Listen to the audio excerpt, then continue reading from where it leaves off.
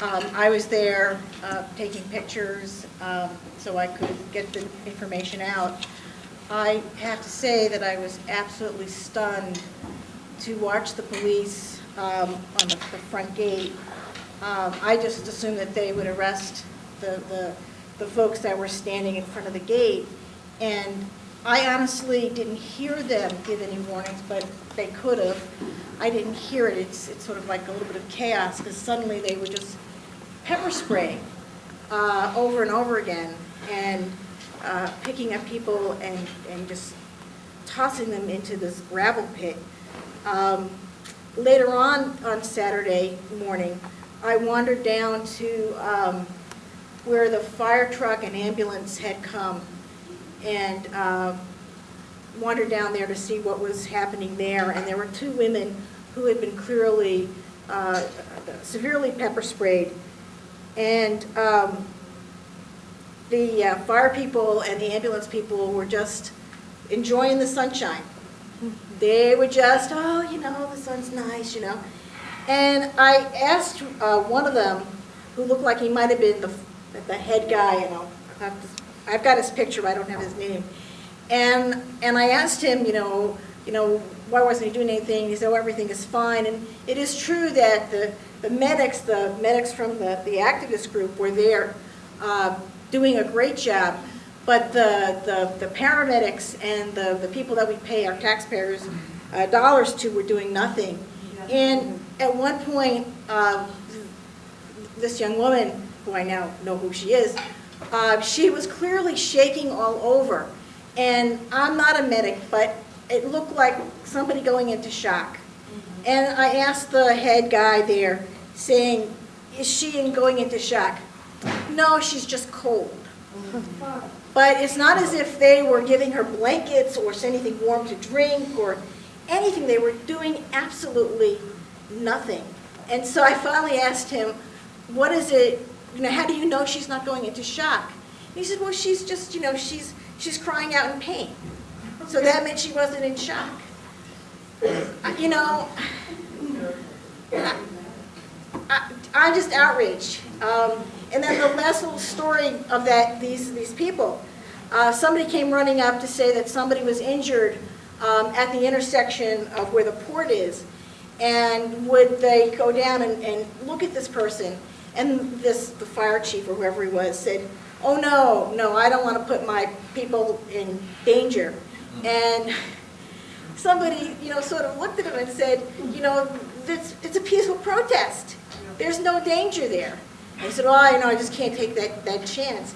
And then there was another person who said, do you really think the police are going to pepper spray your people? Yeah.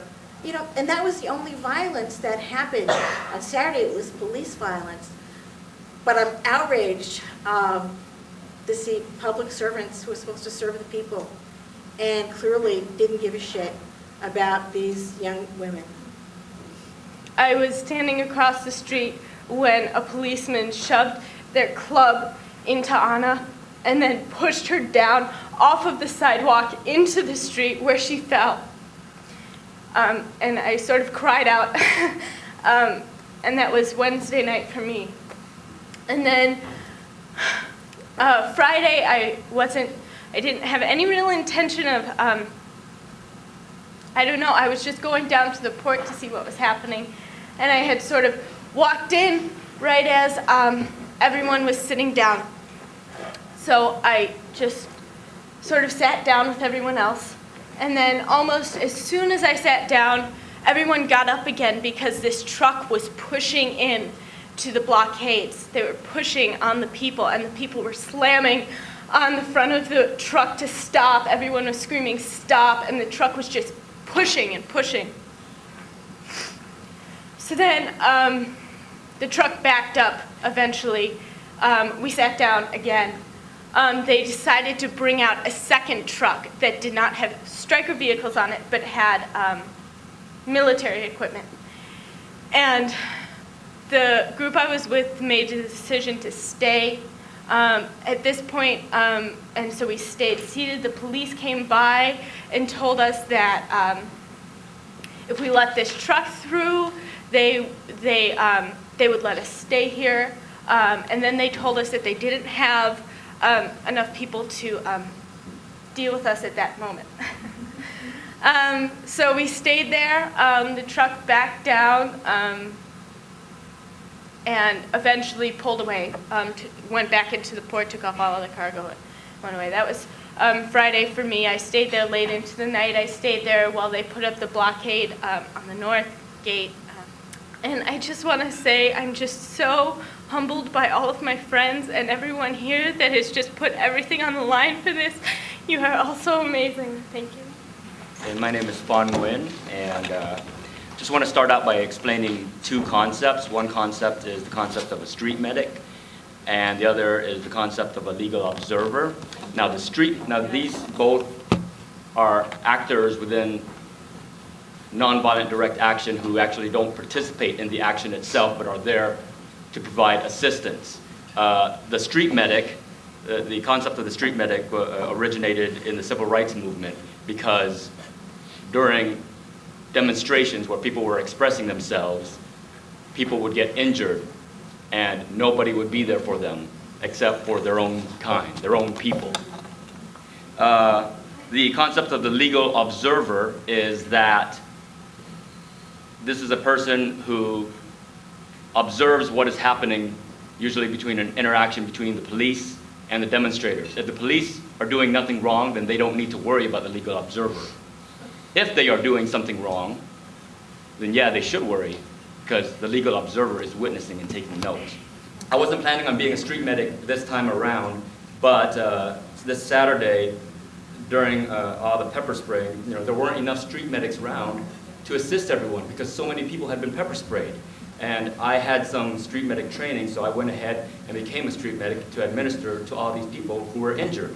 And then later on that day at the entrance to I-5, when there was a lockdown taking place, I witnessed someone, I was on the side of the road, and I witnessed someone on the other side on the sidewalk who was acting as a legal observer, taking notes, get pepper sprayed by a police officer. The guy was doing nothing wrong. He was there to witness, and he got pepper sprayed. He was standing on the sidewalk, not breaking any laws, and the police officer just nonchalantly, as if it was nothing, as if he was just saying hi or something, he just pepper sprayed him and walked on. I needed to assist that person because no one else was there, and the police sure as hell were not going to assist this person that they had just pepper sprayed. And so I informed the police officers that I was going to cross that road to assist this guy. And I said it 1,000 times. I'm a medic, I'm here to administer first aid. And I went and I started moving across the road. I was not obstructing any traffic because there was no traffic. Traffic was already stopped. And the riot police, they had their guns pointed at the people doing the lockdown. They saw me, they heard me, and they let me through. They didn't say yes or no, they just didn't do anything. And I told them 1,000 times as I walked slowly towards the person that I needed to assist. And halfway there, a stray police officer in riot gear pointed his gun at me and told me to turn back. And I told him I needed to offer first aid to this guy. And he just kept telling me to turn back. And so I did what he told me to do. And I turned around and started walking back towards where I originated from. And after I turned around, he shot me twice. He shot me twice in the back when I was complying with him. And that's what you get for complying with these type of people. We only have each other to look out for, because we can't depend on the police who are enabling the war on occupation. We can't always depend on paramedics either. And yet, I read the Port of Tacoma police reports, and they talked about how you can identify when there's trouble. You know when there's trouble because you will see legal observers there, and you will also see street medics there. And that means these people are looking for trouble. No, that's wrong. They're not looking for trouble. The reason why there are legal observers and the reason why there are street medics is because people don't want trouble.